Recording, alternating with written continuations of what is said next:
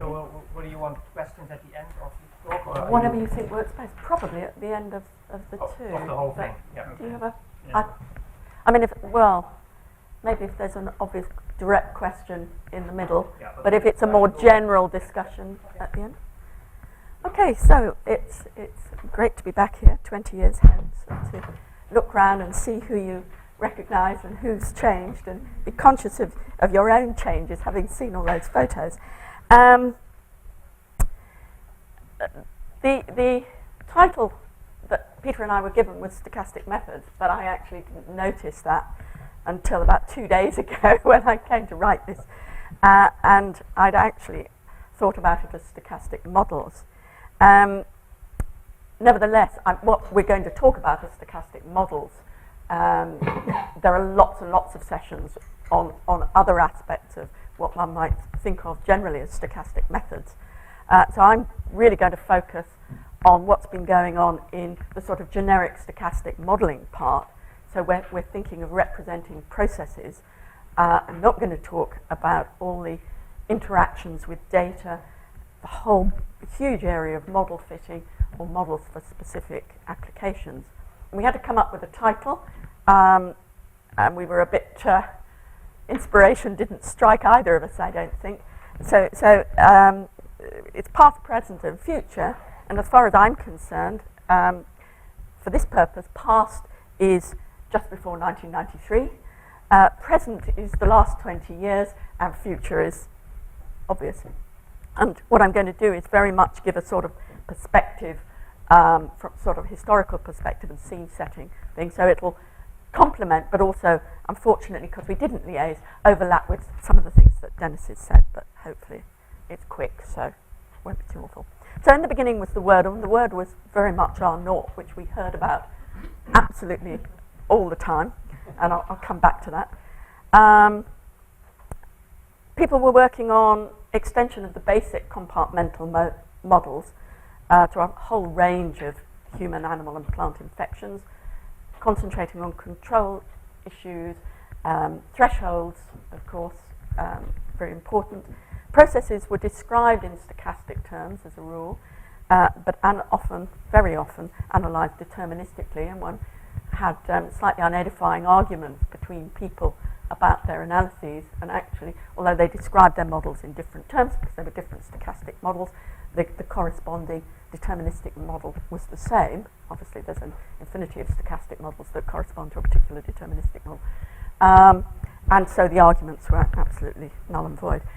We're talking about densities in large populations, ignoring discrete counts very often.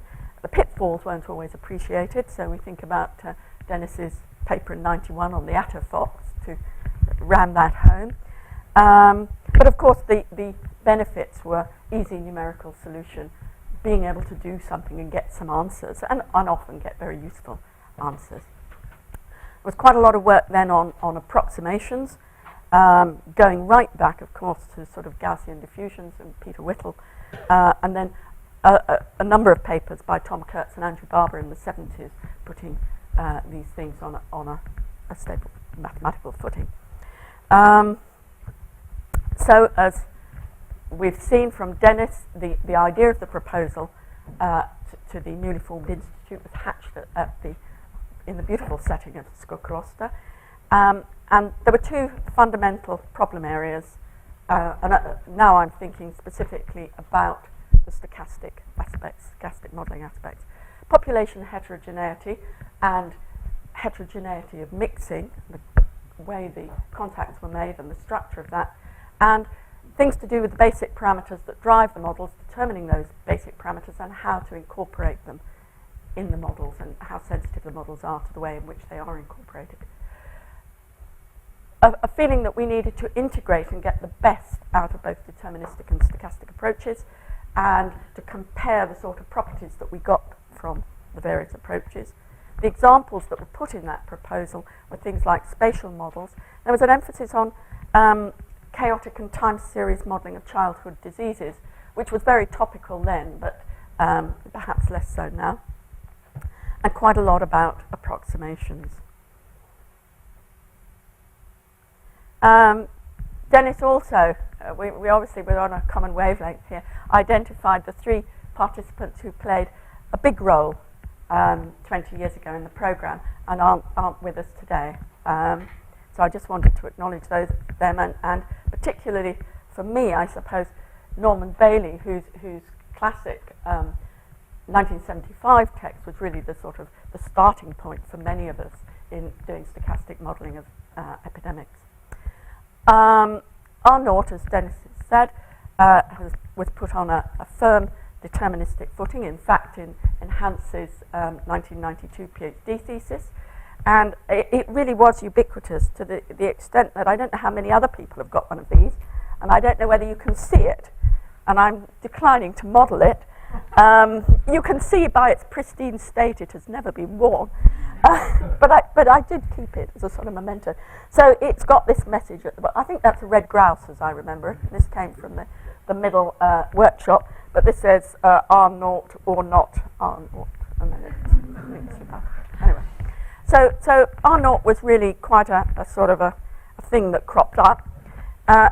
It was still by individuals, not those, of course, at the workshops, but by others, called the reproductive or reproduction rate.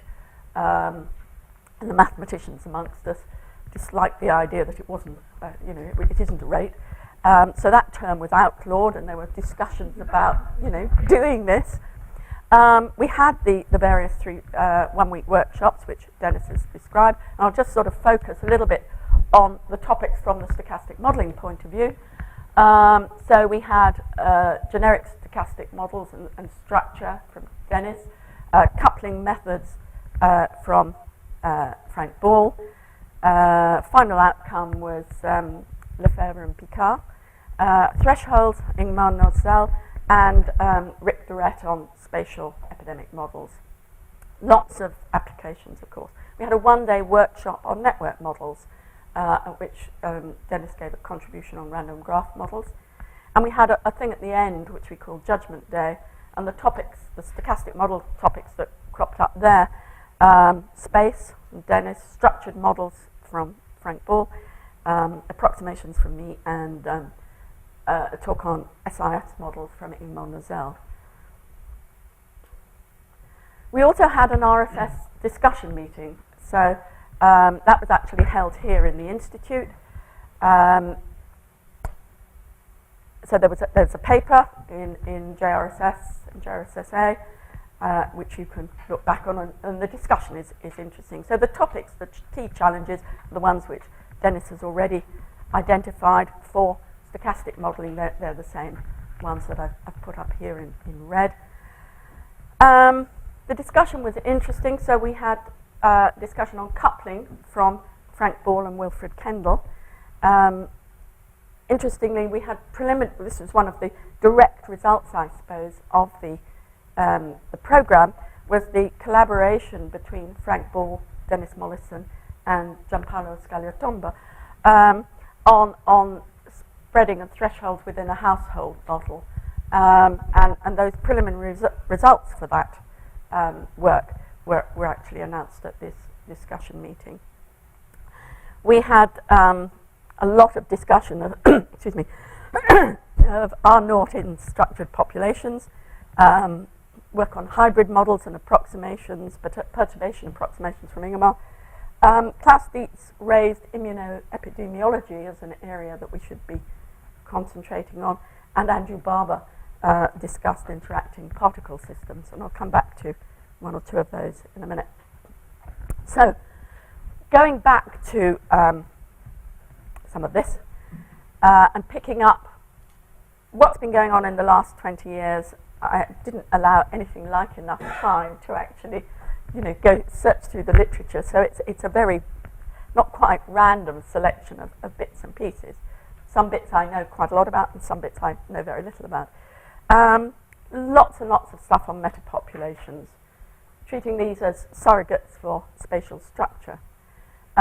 Work on coupling and branching process approximations and thresholds and final size distributions. And Frank Ball is sort of, well, not single-handedly, because his work involves many collaborators, but over the last 20 years, if you want to look at any of the work on contact structures. Frank's work is a really good place to start. So I've indicated a few of the areas, and the names in brackets are not exclusive, of course, but just indications of where to start. So the original meta-population, obviously one had discrete groups and contacts between the groups. Frank with Pete Neal generalized this to overlapping groups. There was quite a lot of work by various people on multi-type epidemics, so allowing for population heterogeneity. Extensions to things like incorporating vaccination of susceptibles, isolation of infectives, and exposure-dependent severities. Variations, most of the work in this area seems to have been on SIR models, but there is work on SIS models in particular. The alternative to having groups and having contacts between the groups, so one's thinking there of locations or groups of people, but imagining those long-range contacts is actually to have the individuals actually moving. So there is some work, though rather less, on having individuals moving between groups and contacts only, and infection transmission only taking place within the group. And then that leads on to having groups with an underlying network structure. And I'll come back to that a bit later on. So you've got a number of groups and you've got a network underneath. Quite a lot of work also on approximations. And again, I've just picked out a few. So there's one, Ball and Pete Neal on Poisson approximations. Work on quasi-stationary distributions, quite a lot by Phil Pollock, but particularly for epidemics, some work, for example, in the SIS model with Damien Clancy. Recent work by Andrew Barber and Gesine Reinert, piecing together the epidemic curve. So this is the idea that's gone back a long way, whereby you use branching process approximation for the beginning of an epidemic, when you can forget about the non-linearities, the chance that somebody who's infected will contact somebody else who's infected. So you've got that beginning bit, which is a branching process approximation, and then you can have a middle part, which is basically following a deterministic epidemic, and then you've got the sort of random structure branching approximation at the end. And excuse me, this recent paper of Andrew and Gesine actually puts all that together very nicely. Networks. Huge amount of work on networks in the last 20 years. Models, a lot of work just on the modelling. Books by Bela Balabash, by Chung and Liu and Rick Durrett, three nice books. A lot of variations on the Eros-Renyi graph, basically allowing node-dependent edge probabilities. Work with configuration graphs and scale-free graphs, and random geometric graphs. So random geometric graphs are interesting. They start from a spatial Poisson process, identify neighboring nodes, and then throw away the spatial structure and just keep the graph. So you have a distance metric, which decides whether nodes are neighbors or not. And once you've decided that, that's your graph. And the interesting thing about that, apart from the fact that it's based on a Poisson process, so it's very tractable, is that it exhibits both clustering and correlation. And most of the work that people have done have tended to be using configuration graphs, which are unclustered and uncorrelated. So this gives one a nice alternative to that. And then,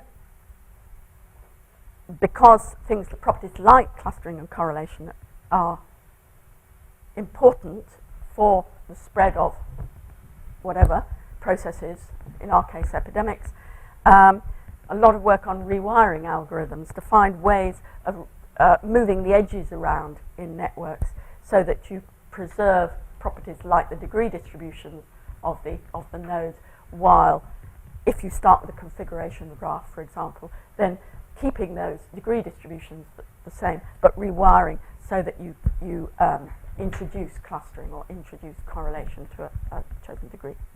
So a lot of work there, and then work on the effect of the network structure on the dynamics of the process.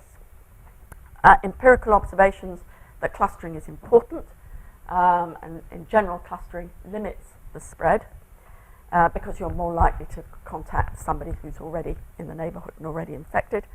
And a nice paper by Frank Ball, Tom Britton and Searle that's basically confirming that spread does increase, that clustering limits spread, but also looking at the effect of correlation, which had seen from the empirical observations less important, and showing that the epidemic spread increases with the correlation if you're just above threshold, but decreases when you get further above the threshold. Also work in related to networks on the role of the spectral radius of the network. This links very much back with the definition of R0 for a meta-population, and one would expect the spectral radius of the graph, therefore, to be an important contributor to the properties. Okay. Klaus Dietz in that RSS discussion contribution talked about immunoepidemiology, and this has been picked up, at least for macroparasites. I'm sure it's also been picked up, and there's been a lot of work for microparasites, but I am not so familiar with that. But for macroparasites, there's certainly been work here. Macroparasites are more complicated than microparasites. Part of the life cycle of the parasite is external to the host, and the load increases through reinfection. So you have to keep modelling that reinfection process. That means your state space is much bigger. You've got to have the numbers of the different stages of parasites per host. So it's easy enough to put in some immune responses into your model as well. Parasite genotypes, and allow for parasite mating and so on. Having put all that in, you then need to make some fairly drastic simplifications if you're going to make any progress with a stochastic model, if you're going to make that progress analytically rather than simply by simulation. So having put all that complicated stuff in, you then start trying to focus on a particular aspect of the process and reduce or even eliminate the non-linearities that are making analytic treatment tractable. So one thing you can do, which I did in some work with Brian Grenfell and Steve Cornell, is just to remove the feedback loop between the output of the parasites and the reinfection process. So you've got this life cycle, you just cut that, and that works as an application for something like the early season helminths in sheep. You put the sheep on a new pasture, and it takes a while before the output from the sheep contaminates the pasture and reinfects the sheep. So you can, if you remove that feedback loop, then you can do some analytic work to show, for example, that you get the effect of spatial clustering on the rate of invasion by drug-resistant strains, and you get different results there than you would if you use a deterministic model which doesn't allow appropriately for the stochastic effects. A really extreme case is to remove the immune reaction altogether, because then you can get analytic results. You can use hybrid models. So in part of the stochastic model, you can replace the stochastic variable by the conditional expected mean. So you've got some stochastic variables, but you've just replaced other parts, other variables, by expected values in a way that, and thereby remove some of the non-linearities. So one can do that. Again, you can use branching process approximations, and some work with Steve Cornell, we used promiscuous Galton-Watson metapopulation models to look at the effect of stochastic fluctuations in enhancing the spread. And of course, moment closure approximations, which have been used fairly ubiquitously. On the other hand, getting rid of all the non-linearities is a worthy goal, but not necessarily terribly realistic. So simulation is always in there. there's many challenges in this area for doing further work. And as I say, I'm going to leave immunoepidemiology for microparasites because we've got other sessions this week which will address some of those areas. Okay, the next three slides rather, are on percolation and long-range processes. And these are actually slides that Peter has donated to this part of the talk because it seemed to fit better here than for him to put it with his. So let's just run through these. So basically, we've got percolation if you're modelling an SIR epidemic, but the infectious periods are not random. And there's a really nice book by Jeff Grimmett. Recent work has been very much on two-dimensional percolation and critical behaviour. This Schramm-Loebner evolution, basically a scaling limit, and obviously with fields ought to have a capital F, apologies. It sounds a bit as if they were in a grassy field rather than anything else. But Fields medals anyway for work in that area. And then recent work generalising those sorts of results to what we would think of as SIR epidemics, where the infectious periods are random, by Miller, Kina, and Meister and Peter here. If we think about contact processes, then this corresponds to an SIS epidemic. The overview there is a book by Liggett, and some interesting work on in one dimension, which for applications is perhaps less relevant than interesting. For networks, if it's a regular tree, so that means each node has the same degree, and it's a tree, of course. There are three regimes: extinction, weak survival, which means that the infection persists, but each individual only gets infected finitely often, or strong survival, where the infection persists and everybody gets infected infinitely often. And so there's work on those, and interesting work here on epidemics on these networks with a power law degree distribution, showing that there isn't a subcritical regime at all. And then long-range percolation, that's the one that's closest, really, to work on epidemic models in general, perhaps from the epidemic model community.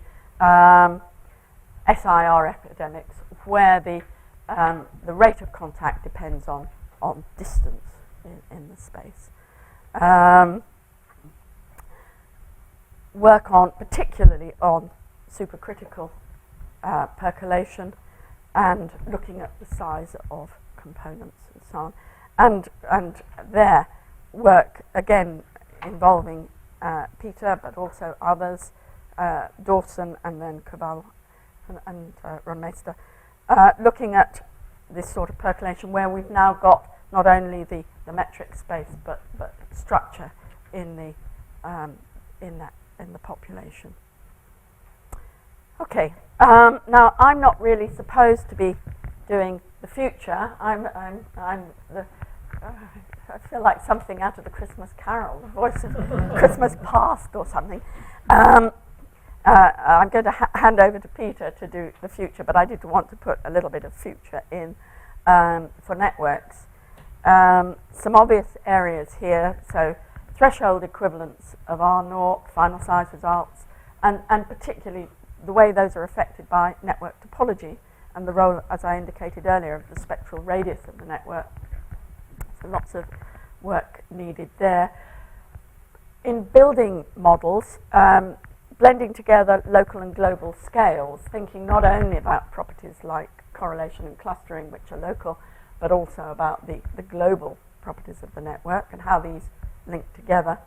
We need time-evolving network models, not just in terms of edge probabilities or whatever, but also creation and annihilation of nodes. And we need to model the way and understand the way that we can have the network responding and changing as a result of the dynamics of the process on it. And finally, if we're thinking about a spatial network, then we need to allow for movement.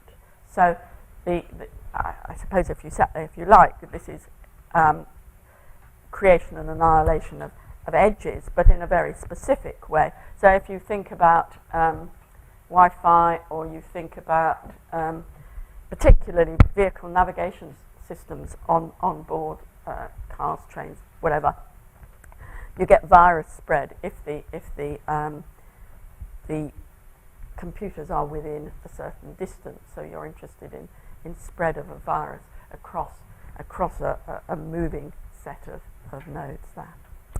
Okay, but that's where I'm going to stop with a very small look at the future and either answer questions, direct questions, or hand over to Peter.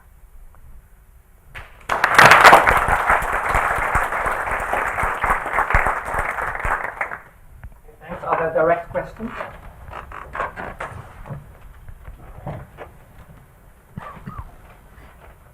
Can I just make a comment? That's fine. Yeah. You're definitely not the ghost of Christmas past. If anything, Valerie, surely you are the fairy on a Christmas tree. I'm not sure that's any better, actually. Thank you. Is Peter going to say any more about long-range calculation? Yes. Yes. So we felt that something needed to be in the last 20 years on that, and in one way those 3 slides would have led directly into what Peter's going to say, but it just seemed organisationally better to put it there. Any questions?